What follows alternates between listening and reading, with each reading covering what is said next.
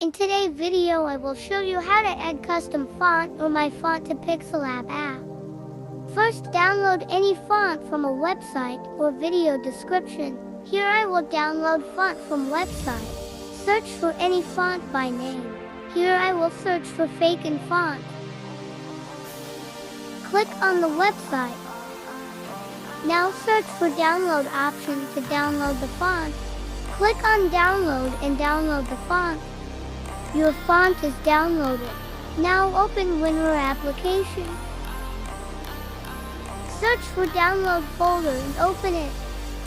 Search for the font you have downloaded just before. There it is. Click on the font. Select all the file. Click on extract. Browse it to your favorite folder. I will browse it to my font folder. You should also create a font folder for your custom fonts. Click on OK. Your font is extracted. Now open Pixellab app. Add any text. Now search for fonts.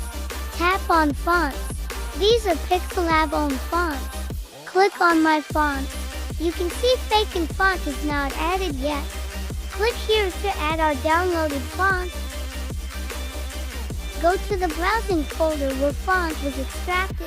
Click on the folder and search for your extracted font. Click on font. Now search if the font is added or not.